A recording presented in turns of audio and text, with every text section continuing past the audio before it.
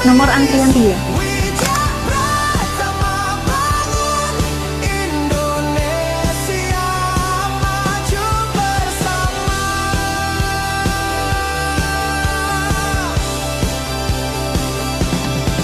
Yayasan berhasil sukses mendidik generasi baru. Komisaris dan direksi tumbuh bersama visi.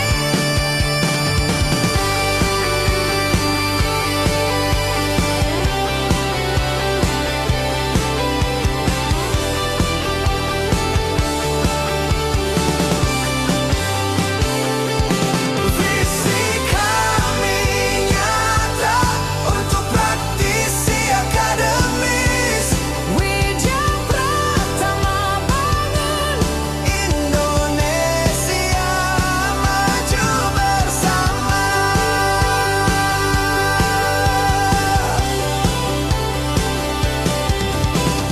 LPPM profesional mandiri.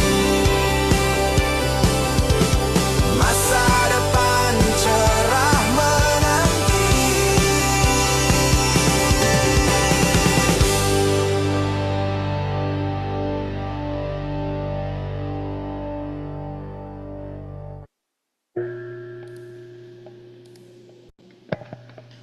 Oke, demikian company profile dari LPPM Widya Pratama ya, Mas Eko ya. Jadi sekaligus kami menyampaikan latar belakang dari perusahaan kami. Kami adalah lembaga untuk pengembangan SDM di perbankan dan manajemen ya, khususnya untuk perbankannya kami di sektor BPR. Nah, selain untuk lembaga pengadaan pelatihan, kami juga biasanya mengadakan rekrutmen untuk menambah SDM di grup BPR kami ya. Nah, seperti itu. Sebelumnya sudah pernah dengar tentang LPPM Widya Pratama atau BPR, Mas Eko? Eh, jujur baru pertama kali ini, Mbak. Baru pertama kali ya. BPR juga untuk BPR-nya?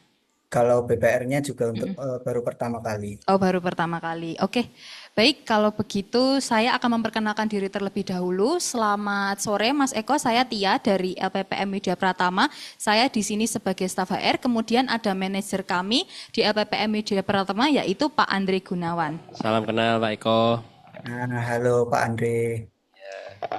Oke, baik. Untuk memulai wawancara kita pada sore hari ini, silakan untuk Mas Eko bisa memperkenalkan diri terlebih dahulu. Kemudian nanti dilanjutkan dengan menceritakan tentang latar belakang keluarga, kemudian juga dilanjutkan ke latar belakang pendidikan. Silakan Mas Eko. Oke. Terima kasih atas tempat dan kesempatannya Kakak Tia dan Bapak Andre. Selamat sore, izin saya perkenalkan.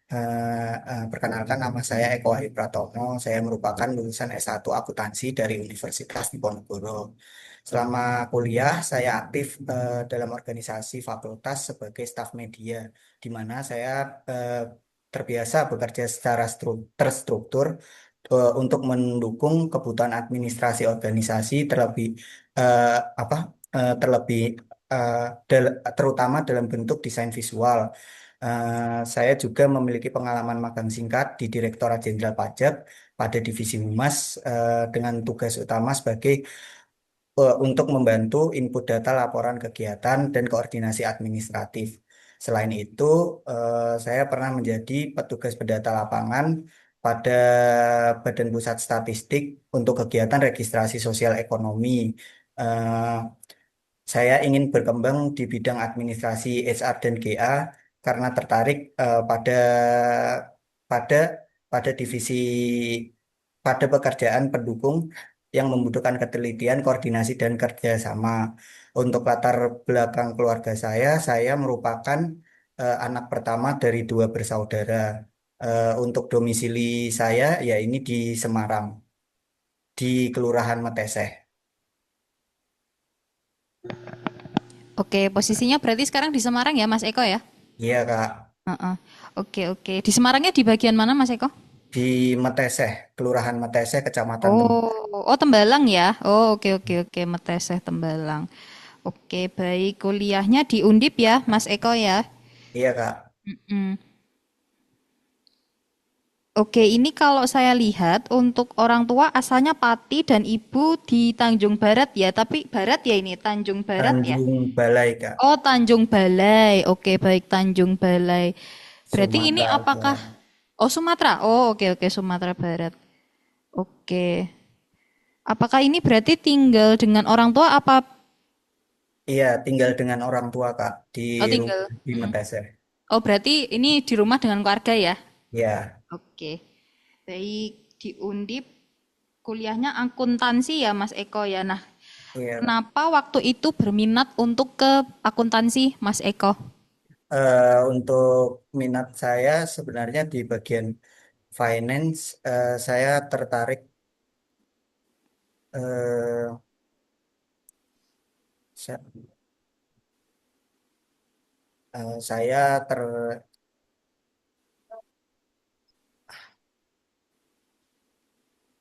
bagian aku finance saya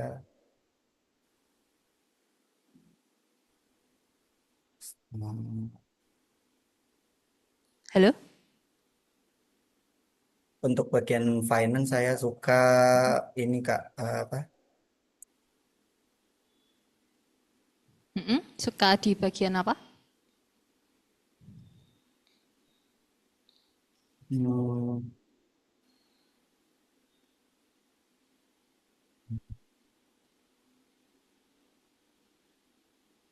saya suka finance karena saya suka mencatat. Mencatat. Oh iya iya iya mencatat ya. Dulu SMA-nya ada jurusannya nggak, Mas? Ada IPS Kak. Oh, ambilnya IPS ya. Oke. IPS. Oke. Nah, ini karena kan jurusannya akuntansi ya. Sedangkan untuk intern kami itu untuk HR dan GA. Nah, Mas Eko sudah pernah riset sebelumnya tentang posisi HR dan GA ini? Untuk keterangan yang dilampirkan di Mm-mm, Jobstreet, mm-mm, biasanya eh, yang saya baca kemarin mm-mm, untuk staf HR dan GA, mm-mm, untuk HR biasanya terkait sumber daya manusia dan GA mm-mm. terkait kebutuhan kantor dan event. Kebutuhan kantor dan event ya. Ya. Oke, baik. Nah, ini saya sedikit kembali ke keluarga sebentar ya, Mas Eko ya. Nah, untuk ayah dan ibu dulu riwayat pekerjaannya ada, Mas Eko? Kalau ayah saya bekerja sebagai polisi, Kak. Kalau untuk Mm-mm. ibu sebagai ibu rumah tangga Mm-mm. Ayah polisinya di mana, Mas Eko? di Polsek Gayam Sari, Kak. Oh, Polsek Gayam Sari ya. Berarti memang dari awal sudah tinggal di Semarang ya, Mas Eko dengan keluarga ya? Iya, betul, Kak. Mm-mm, mm-mm, mm-mm. Oke, kalau untuk adik ini perempuan ya, Mas Eko ya? Iya, betul. Mahasiswi di jurusan apa, Mas Eko? Di universitas apa? Di Poltekkes Semarang jurusan Teknik Radiologi. Radiologi ya. Ya,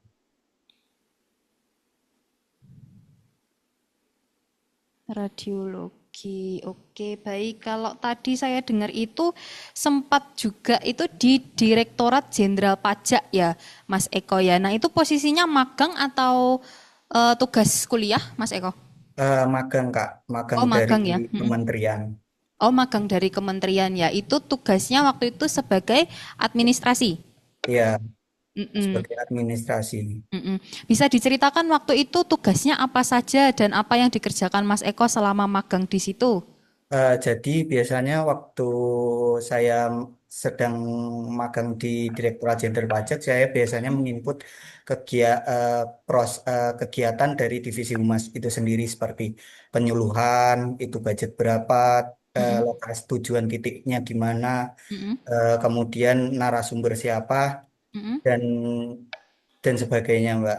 Jadi kayak eh, memasukkan data dari laporan laporan itu ke platform terkait, Hmm, platformnya dari Jenderal Pajaknya ya, begitu ya? Direktorat Ah, Jenderal oke oke. Pajak, sama koordinasi untuk ini live talk show mingguan. Hmm, hmm, hmm, hmm, hmm. Live talk show mingguan itu tugasnya Mas Eko ngapain berarti? Biasanya saya koordinasi dengan tim seperti topik apa yang akan dibahas untuk pertemuan ke depan dan sama-sama saling menyiapkan pertanyaan agar agar show berlangsung secara interaktif. Show-nya berlangsung secara interaktif. Itu secara offline atau direkam seperti televisi begitu, Mas Eko? Biasanya direkam dengan kamera karena live dari Instagram, Kak. Oh, live-nya di Instagram Ya, ya. Oh, oke, Instagram oke. Direktorat Jenderal Mm-mm. Pajaknya. Oke, oke, baik, baik. Biasanya topiknya seputar apa, Mas Eko? Seputar kegiatan pajak terbaru Kak, seperti kayak ada kemungkinan peraturan penambahan pajak, Hmm, kebijakan pajak baru dan lain mm-mm, sebagainya. Berarti kemarin juga ada sosialisasi untuk yang Kortek ya, mungkin ya, yang kesulitan Korteks itu ya. Iya, tapi Mm-mm, itu untuk magang saya kan mm. tahun 2021 kemungkinan Oh, kedepannya belum ada. ya. Heeh. Oh, iya, iya, iya, ya. Oke, baik, baik. Kemudian juga ada di pusat statistik ya, Mas Eko ya. Ya, Heeh, iya, itu juga untuk pengumpulan data ya, Mas Eko ya. Mungkin juga ya. bisa diceritakan Mas Eko yang dilakukan ketika di Badan Pusat Statistik. Jadi saya sebagai petugas pendata lapangan itu dalam kegiatan registrasi sosial ekonomi saya bertanggung jawab sebagai pencatat status registrasi sosial ekonomi mulai dari kelengkapan NIK, apakah dalam satu kakak itu ada keluarga yang sudah almarhum dan udah dicatat Mm-mm, atau belum, terus mm-mm, bagaimana keadaan kesehatannya mulai dari BPJS, ada penyakit akut atau tidak yang sudah dilaporkan mm-mm, ke dinas kesehatan mm-mm, sama eh, eh, apa eh, apa ya total inilah apakah ada bisnis keluarga atau tidak meliputi mm, sosial mm-mm. ekonomi. Berarti memang sudah sering ke lapangan ya, Mas Eko ya, berarti ya. Iya. Oh, oh. Biasanya ini kan berarti di Semarang semua ya, Mas Eko ya, yang Iya. Jenderal Pajak juga di Semarang ya. Di untuk reksoseknya saya di Kabupaten Demak tapi Oh, masih daerah Pucang Gading sih Kak. oh, Kabupaten Demak ya sudah masuknya ya, tapi ya. Iya. Oke. Kalau untuk yang lapangan ini berarti di daerah mana Mas Eko biasanya muter untuk mengumpulkan data? Yang daerah untuk BPS itu yang di Demak, di Kabupaten Demak, Kak. Jadi di Mm-mm. daerah Pucang Gading itu saya Mm-mm. masuk ke Kelurahan Batursari. Itu Hmm. tugas saya itu ada 9 RT dan kurang lebih saya mendapat tanggung jawab untuk mencatat kurang lebih 300 kakak. 300 kakak. Oke, Ya, baik. dalam Waktu itu kurun waktu mm-mm, 1,5 bulan. 1,5 bulan harus 300 kakak ya, Mas ya? Iya, Oke, kurang lebih. baik. Mm-mm. Waktu itu kerjanya berarti tim ya, Mas Eko ya? Iya, tapi Mm-mm. ya kerjanya seharusnya karena selama saya kerja itu menurut saya kebijakan dari setiap regionalnya itu beda Mm-mm. tergantung bagaimana supervisornya itu menghandle Kak. Jadi Mm-mm. untuk bagian saya yang Demak ini saya Mm-mm. rasa waktu dulu kurang efektif Mm-mm. karena setiap individunya itu ditugaskan untuk mandiri ke Hmm. tempat sendiri-sendiri, sedangkan Mm-mm. untuk yang di Semarang itu dikerjakan secara bersama-sama. Hmm. Oke, oke, baik, baik. Oke, baik. Berarti sudah pernah magang sebelumnya ya. Itu untuk yang Direktorat Jenderal itu berapa lama, Mas Eko? Itu 1,5 bulan, Kak. 1,5 bulan. Untuk yang Badan Pusat Statistik di BPS? 1,5 bulan juga. Oh, juga 1,5 bulan ya. Oke, baik. Itu di tahun berapa, Mas Eko? Untuk yang mana, Kak? Direktorat Jenderal Pajak? Oh, sama-sama 2021. Oh, 2021. Yang BPS juga ya berarti ya? Iya. Oh, 2021. Oke. Berarti dari 2021 sampai 2025 ini sudah pernah magang lagi belum, Mas Eko? Untuk ini belum. Oh, belum ya. Oke, oke. Baik. Nah, ini kalau kami lihat di ETS-nya ya, bidang pekerjaan yang disukai itu administrasi desain grafis ya. Betul ya? Iya, Suka desain grafis, Mas Eko? suka, Kak. Oh, suka ya. Oke. Nah, kenapa tertarik untuk melamar ke intern HRGA kami, Mas Eko? Karena untuk Melihat dari deskripsi yang dilampirkan di Jobstreet, eh, Mm-mm, mm-mm. saya tertarik terhadap pekerjaan yang berbau administratif seperti yang saya kerjakan di Direktorat Jenderal Pajak, Kak. Hmm, mm-mm. Jadi berminat karena melihat ada beberapa job desk yang sifatnya administratif ya, Mas Ya, Eko yang ya. sudah pernah Mm-mm, saya kerjakan sebelumnya. mm-mm. Kalau untuk bicara di depan publik, apakah sudah pernah Mas Eko seperti mungkin live Instagram atau seperti jadi moderator seperti itu sudah pernah belum Mas Eko? Untuk em, bicara secara langsung mungkin Mm-mm, mm-mm, pernah, tapi tidak mm-mm. tidak banyak, Kak. Mungkin ya sekali dua kali lah. Oh itu jadi apa? Jadi saya dulu pernah jadi apa kepala divisi humas di UKM kampus. Oh pernah jadi kepala divisi ya? Ya, Kepala divisi humas itu untuk organisasi atau UKM? UKM. Oh untuk UKM ya. Oke, UKM-nya apa ini Mas Eko? UKM film kronik, Kak. Boleh dijelaskan lebih lanjut? Jadi kronik ini UKM yang menjadi wadah bagi mahasiswa yang tertarik dalam dunia film film Hmm. perfilman, Mm-mm, terutama mm-mm, film pendek, Kak. mm-mm. Jadi seperti Hmm. kalau mungkin Kakak atau Pak Andi pernah lihat film Tilik. Mm-mm, mm-mm, mm-mm. Nah, Film itu tilik. seperti itu. Berarti memproduksi film begitu ya? Ya, tapi Hmm, divisi untuk untuk bagian produksi filmnya itu tergantung divisinya. Jadi biasanya yang memproduksi film itu divisi produksi. Jadi divisinya ada divisi produksi, apresiasi, humas sama litbang. ya ya ya ya. Kalau tadi Mas Eko itu yang divisi humasnya ya, berarti ya, kepalanya ya. Iya, Hmm, hmm, hmm, hmm, hmm, hmm. Oke, oh berarti ini desain grafis ini juga berkaitan ya dengan ketertarikannya Mas Eko di dunia film pendek ya, berarti ya. iya, Kak. Oke oke oke. Berarti ini terbiasakah untuk seperti mengedit Iya. video seperti itu? Aplikasinya biasanya pakai apa, Mas Eko? Kalau untuk bagian visual, saya lebih terbiasa untuk desain poster sih, Kak. Untuk Hmm, hmm, poster, hmm, hmm. saya biasanya menggunakan Adobe Photoshop. Tapi Oh, Adobe untuk Photoshop. video, biasanya saya menggunakan KineMaster. Oke oke. Adobe Photoshop sama KineMaster untuk video ya. Ya,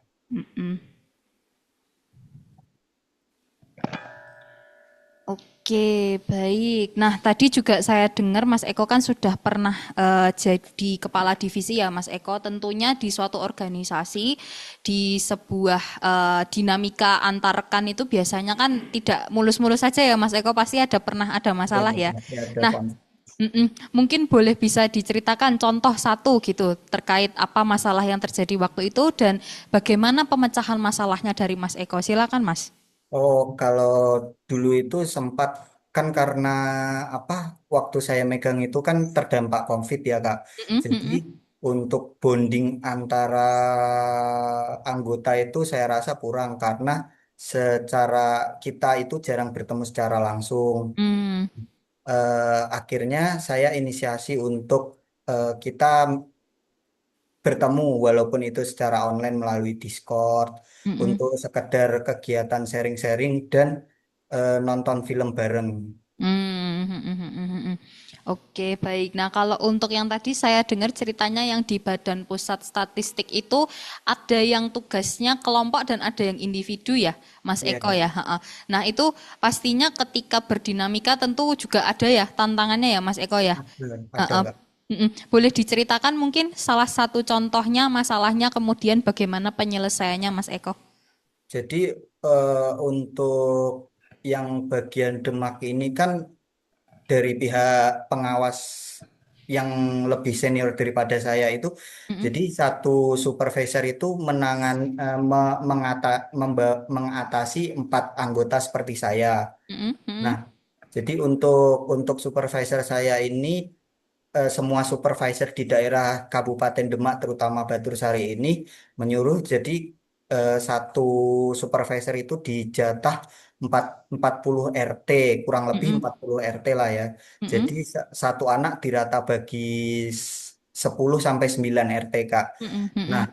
jadi yang saya sayangkan itu kalau untuk pekerjaan apalagi yang menyangkut data personal itu kalau dikerjakan sendiri di satu RT itu biasanya masyarakat itu cenderung curiga karena setelah Mm. saya jalani itu masih banyak orang-orang yang belum mengerti terkait terkait acara registrasi sosial Mm-mm. ekonomi ini, Mm. Mm-mm. yang Mm-mm. mana registrasi sosial ekonomi ini skalanya nasional, namun Mm. untuk penyuluhan dari Badan Pusat Statistiknya dan koordinasi RT RW-nya itu masih kurang. Mm-mm. Jadi di awal-awal pelaksanaan kegiatan saya kesulitan mendapatkan beberapa data warga karena ada Mm. yang menolak karena rasa curiga dan kurang nyaman. Hmm, oke oke seperti itu ya. Heeh, heeh. Karena mungkin itu memang berita pengambilan data itu mungkin tidak banyak warga tahu ya, Mas Eko ya. Ya, Mm, mm, jadi mm, untuk menanggulangi hal mm, tersebut mm, mm, saya membentuk kelompok kecil ke teman-teman yang sudah saya percaya, mm, mm, yang sama-sama bekerja sebagai petugas pendata lapangan di regional yang sama. Jadi apa tanggung jawab kita digabung jadi dua. Misal kayak saya dapat RT 1 sampai 10, dia RT 11 20, kita gabung. Jadi eh, kita kerjakan dulu RT 1 berdua. Jadi orang lebih lebih merasa aman karena melihat mm, tetangga yang lain itu juga mm, di sensus juga, dan mm, tidak hanya satu petugas pendata lapangan saja yang turun ke lapangan. mm. Oke, oke, baik. Ya, terima kasih Mas Eko atas ceritanya ya. Nah, ini kan tadi sudah dijelaskan, tadi pernah jadi kepala divisi, kemudian juga pernah di Direktorat Jenderal dan Pusat Statistik juga di BPS ya.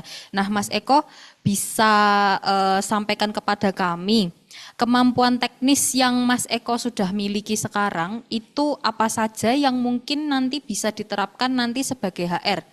Mungkin bisa disebutkan Mas Eko. Untuk kemampuan yang saya miliki, saya terbiasa menangani data dan dokumentasi secara rapi serta mengikuti arahan dengan baik. Selain itu, saya juga memiliki kemampuan belajar yang tinggi dan siap menyesuaikan diri dengan sistem kerja yang ada.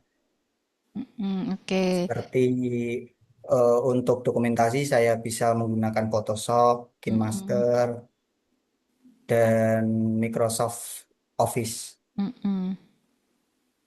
Kalau untuk kamera sendiri, Mas Eko pernah pegang kamera jenis DSLR atau? Saya pernah Heeh. megang DSLR sama mirrorless Mm. pernah, Kak. Oh, pernah DSLR dan mirrorless ya? Ya, Mm-mm. Dan mirrorless. Oke. Oke, baik. Nah, karena ini Mas Eko sedang melamar untuk posisi internship HR dan GA ya. Nah, sekarang tren di dunia SDM apa yang Mas Eko tahu? Dan kenapa kok Mas Eko tertarik ke tren atau berita tersebut terkait SDM? mohon maaf, maksudnya gimana ya, Kak? Jadi semisal seperti ini, saat ini kan SDM kita istilahnya menunggu untuk 19 juta lapangan pekerjaan seperti itu. Nah, salah satu fenomena seperti itu. Nah, mungkin Mas Eko pernah tahu berita tentang SDM apa gitu yang mungkin membuat Mas Eko berminat untuk masuk ke HRGA? Untuk itu tren SDM itu kan saya rasa memang sangat susah ya mencari lapangan pekerjaan di masa seperti sekarang, Mm-mm, mm-mm, yang mana kita harus mengupgrade diri kita sendiri. mm-mm. Oke, baik, baik. Oke, baik. Nah, mungkin dari Pak Andre, silakan. Mungkin ada yang mau ditanyakan ke Mas Eko. Silakan Pak Andre. Iya. Kalau Pak Eko, Mas Eko sendiri itu gaya hidupnya itu biasanya bagaimana selama ini? Mohon maaf, Pak, maksudnya gaya hidup itu bagaimana ya? Gaya hidup itu kaitannya dengan lifestyle-nya Pak Eko, Mas Eko. Jadi kesehari-hariannya itu seperti apa? Oh, untuk Untuk semenjak saya lulus kuliah tahun 2025 bulan Februari, saya kan melamar-lamar sana sini, namun belum juga terima, walaupun adalah beberapa proses administrasi yang sedang berlanjut. Sementara itu saya mengisi kegiatan dengan bekerja sebagai part-time di salah satu perusahaan catering, begitulah ya Pak. Oh, perusahaan catering apa ya? Jadi sistemnya seperti eh, karyawan tidak tetap seperti itu Pak. Setiap ada event dipanggil gitu. Untuk perusahaan cateringnya ada Sono Kembang, Ismoyo Catering sama Anissa. Oh, berarti beda-beda perusahaan ya? Iya, karena kita tidak karena saya tidak terkait sebagai pegawai tetap. Jadi Freelance tiap ya? ada event kita dipanggil. Seperti freelance gitu ya? Ya, seperti freelance. Oh iya. Freelance penghasilannya bagaimana?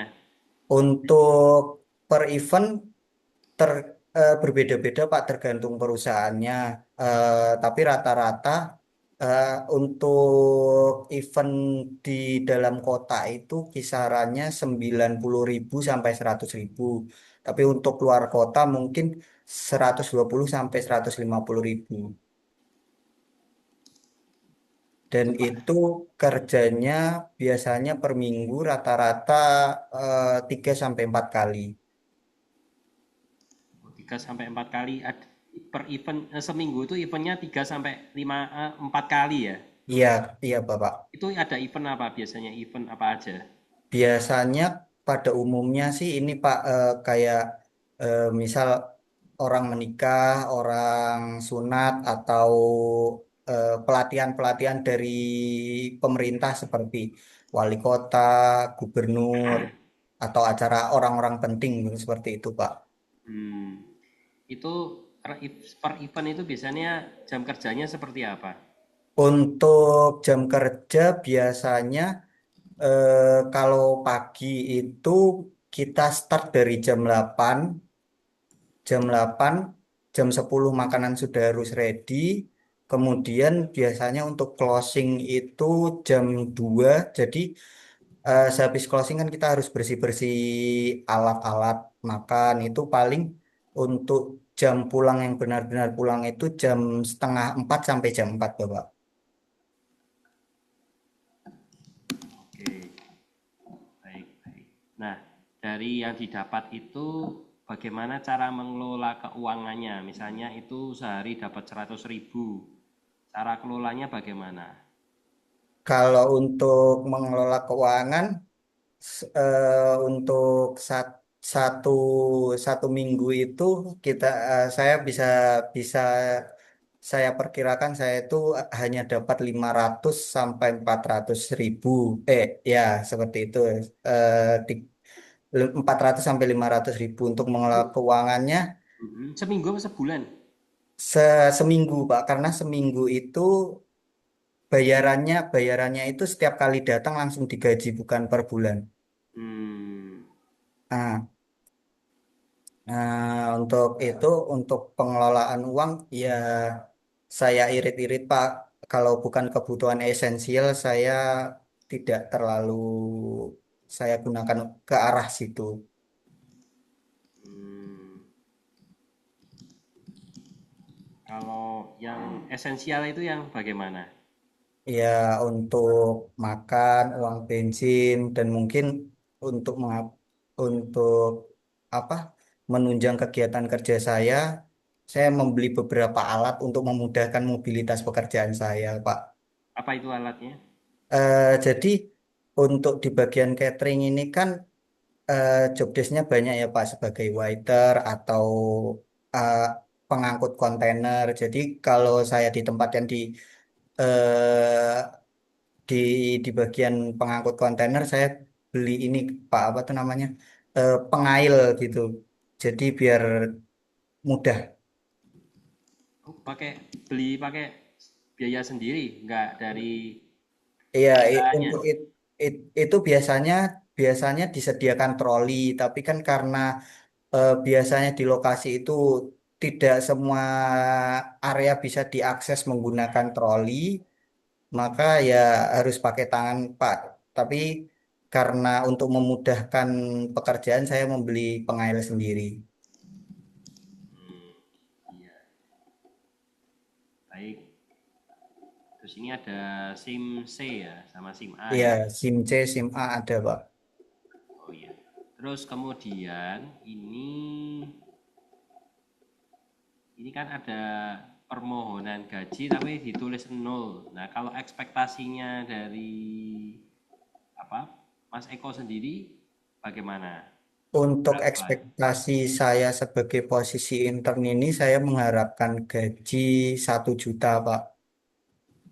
Karena untuk keperluan bulanan saya minimal melepas biaya bensin dan makan, Pak. Kalau saya boleh tanya kaitannya dengan eh, jurusan akuntansi bisa ya? Maksudnya? Ini kan HR, tetapi kan kami juga hubungannya kerja ekonomi ya. Kita kan pasangnya lowongan ekonomi meskipun HRD ya. Nah, kalau saya bertanya kaitannya dengan kasus akuntansi, boleh ya ini ya? Saya coba tanya dulu ya. Iya, saya jawab sebisa mungkin, Bapak. Ya, kalau kemampuan suatu perusahaan untuk membayar hutangnya jangka pendek itu biasa apa itu istilahnya? Eh, Likuiditas, likuiditas suatu perusahaan. Oke, pernah tahu apa namanya prinsip akuntansi itu, akuntansi dasar itu prinsipnya bagaimana rumusnya? Maksudnya bagaimana, Bapak? Rumus akuntansi dasar itu loh, neraca itu Oh, apa rumusnya? untuk Formulanya akuntansi itu kan ada apa? Kan ada aktiva, pasiva. Ya, di oh, aktiva apa isinya, pasiva apa isinya coba. oh, untuk ilmu akuntansi sepertinya saya agak lupa, Pak. Lupa, tapi ini dari Undip ya, betul ya? Iya, Biasanya tahu itu, nggak tahu. Karena neraca itu loh, T-shape itu, TC. T-shape neraca, aktiva, pasiva. Yaudah dari harta dulu dah. Harta itu apa aja di dalamnya? Harta itu jenisnya apa aja coba terangkan. Harta, jenis harta, hmm, kas, setara kas, piutang, kas, setara kas, piutang, pendapatan, itu, Pak. Oh iya. Terus itu di harta ya berarti ya. Iya, Kemudian yang di kewajiban, kewajiban itu untuk kewajiban biasanya utang jangka pendek, utang jangka panjang, sama ekuitas perusahaan. ya berarti masih ingat-ingat dikit ya. Iya, Pak. Nah, tapi itu tadi hartanya kurang detail itu. Iya. Kemudian rasio-rasio apa aja yang diketahui oleh Mas Eko di akuntansi Un- itu? Untuk rasio kinerja keuangan itu setahu saya, sependek pengetahuan saya itu terdiri dari profitabilitas, solvabilitas, sama likuiditas. Oh, solvabilitas, likuiditas ya. Iya. Coba sebutkan yang profitabilitas itu apa? Rasio-rasionya apa? Yang saya sependek pengalaman saya, untuk bagian profitabilitas itu terdiri dari ROA sama ROE, return of equity sama return on asset. Oh iya, kalau solvabilitas, Solvabilitas itu terdiri solvabilitas itu terdiri dari eh, kalau der debt to equity ratio, solvabilitas pengembangan.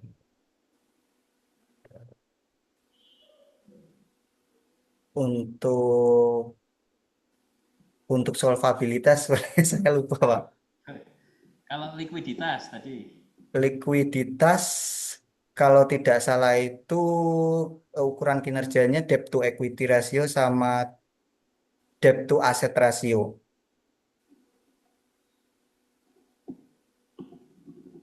eh, ya mungkin ini nanti kalau di BPR harus belajar banyak lagi ya. Iya Pak. Karena kalau orang akuntansi itu setidaknya tahu ini, karena nanti untuk bisa komunikasi dengan orang BPR kan harus tahu akuntansi ya. Iya Bapak. Kok dulu mau masuk di akuntansi kenapa, Pak Eko? Eh, Sebenarnya saya mikirnya eh, untuk peluang kerjanya sangat banyak, tapi itu juga apa punya dua sisi yang mana peluangnya banyak, eh, peminatnya juga lebih banyak. Hmm, gitu ya. Jadi karena awalnya karena lihat peluang kerja ya. Iya, Terus kemudian waktu melihat lowongan kerja kami kenapa berminat ya? Kan HRD atau GA ya. Tadi iya kan. sampaikan administrasi, tetapi masih belum dalam sekali saya terima itu tadi. Hmm, apa yang mendasari waktu pengalamannya waktu itu, kenapa waktu lihat lowongan itu langsung pengen apply begitu? Untuk itu saya rasa karena untuk bagian HR ini yang saya rasakan selama saya magang di Direktorat Jenderal Pajak itu sesuai dengan minat saya di bidang administrasi seperti pencatatan pencatatan dan penginputan data begitu Bapak.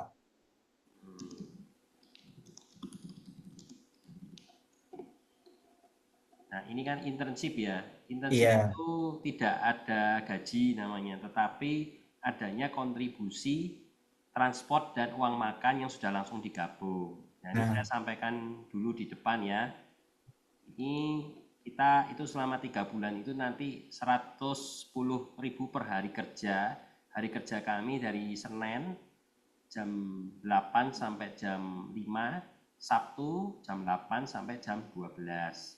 Ya, itu selama 3 bulan. Lalu baru kami evaluasi setelah itu, nanti ya biasanya setelah 3 bulan kalau oke, dari perusahaan kami oke gitu, nanti ada kelanjutannya seperti itu.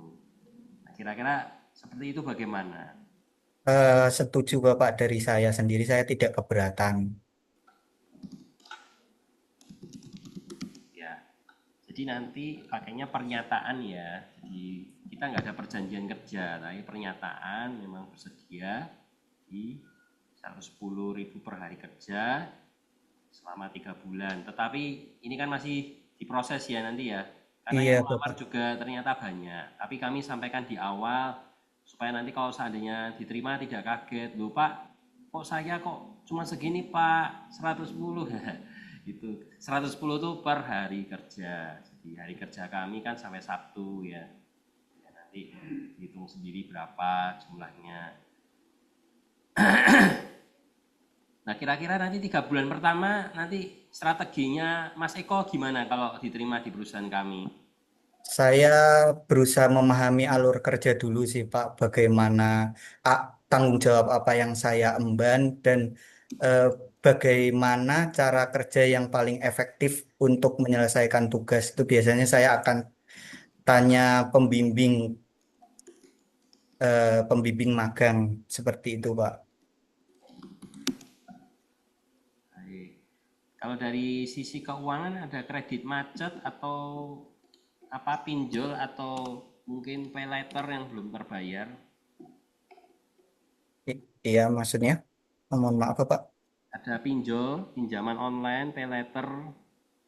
Karena Oh, nanti biasanya kalau serius nanti kita cek juga di slicknya. Slick, oh, riwayat riwayat kredit scoring saya maksudnya ya, Bapak. ya, betul. Oh iya. Ah, boleh boleh. kondisinya bagaimana? Untuk saat ini tidak ada kredit macet sih Pak saya, dan saya juga tidak pernah mengajukan kredit selama ini. Oke, namanya tidak dipakai orang lain ya? Iya, Tidak kan? tidak ada Bapak. Baik. Baik, terima kasih dari saya sudah cukup. Saya kembalikan ke Butia. Silakan. Oke, baik Mas Eko ya.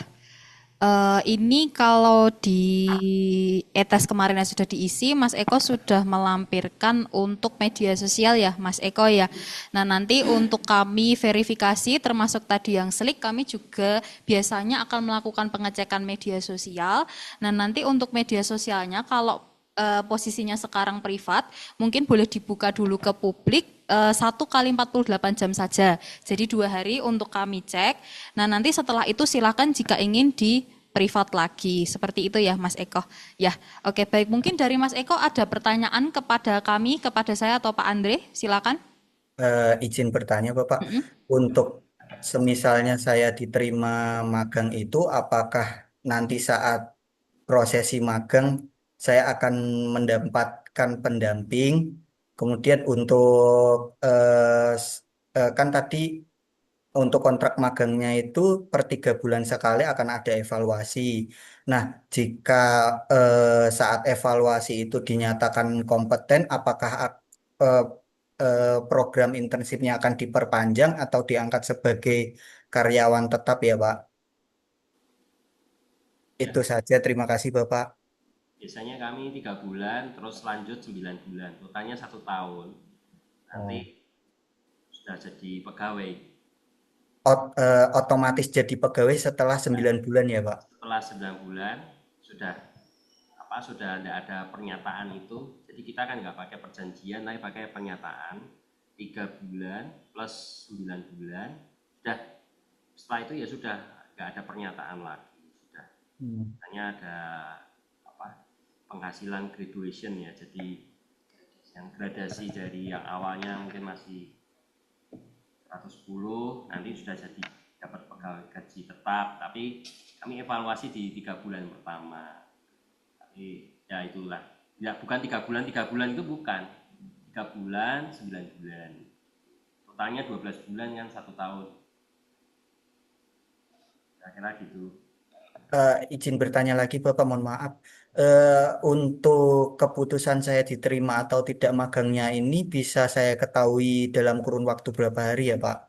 Proses ini ya kami punya standar yaitu 14 hari kerja dari proses terakhir. Jadi kalau proses saat ini yang terakhir adalah hari ini, berarti 14 hari kerja. Hanya yang lolos saja yang akan kami undang untuk proses tahapan berikutnya. Seperti itu. Izin bertanya lagi, Bapak. Untuk tahap selanjutnya, jika diterima itu eh, apa ya, Pak, kemungkinan ya, Pak? Biasanya kami akan meminta seperti surat kayak surat surat lamaran kerja yang nanti akan ditujukan untuk pengecekan slik, Oh, ngecek itu slik. itu berarti tidak ada tes-tes lagi, berarti hanya konfirmasi data pribadi ya, Pak? Iya, Ya, Pak. konfirmasi data pribadi, cek slik, terus kemudian kita cek komitmennya dulu ya sebelum diterima gimana, terus kalau tidak masalah, oke, kapan boleh bisa masuk, nanti kami konfirmasi seperti itu. Baik, Bapak, Nah, terima kasih. ya sejujurnya memang kuota kami itu cuma satu itu, Mas Eko. Tapi yang Iya, lamar Pak. lumayan banyak ini. Jadi Iya, Bapak. kami harus memilih dengan teliti gitu loh. Jadi memang butuh waktu ya. Ini kebetulan Butia salah satu produk dari internship HR. Oh, Ya sudah 2 tahun. Beliau sudah 2 tahun ya. Ya jadi ya seperti ini, seperti Butia nanti. Jadi sudah bukan internship lagi. Jadinya HR, NHRD, HRD, staf HRD begitu. Jadinya. baik, Bapak. Ada yang mau ditanyakan?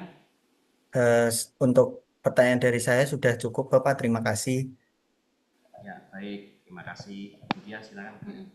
Oke, tadi pertanyaan terakhir ya Mas Eko, ini pertanyaan terakhir. Ini kan Mas Eko ada SIM C dan A ya berarti. Nah, ini nanti kalau untuk misalnya mobilitas mobilitas untuk pekerjaan nanti ada kendaraan apa Mas Eko? Saya ada motor sih, Kak. Oh, ada motor ya. Oke, baik. Ada motor. Oke, baik. Mungkin itu terakhir dari saya. Mas Eko ada pertanyaan lagi mungkin? Sudah cukup, Kak. Sudah Terima cukup. kasih. Oke. Baik, terima kasih atas kehadirannya di wawancara kita di sore hari ini ya Mas Eko. Semoga sukses ya. Semoga berjodoh karena kita juga di sini ternyata banyak yang ngelamar. Jadi ya, semoga sukses. Sampai ketemu mungkin di kesempatan selanjutnya ya Mas Eko. Baik, jaga kesehatan. Selamat sore Baik, Mas Eko. Selamat sore, Pak. baik. Sore, Kak. Sore, Bapak. Ya, sudah boleh meninggalkan ruangan Mas Eko. Saya izin lip ya, Kak, Pak. Ya, silakan Mas Eko. Mari. Ya. Mari.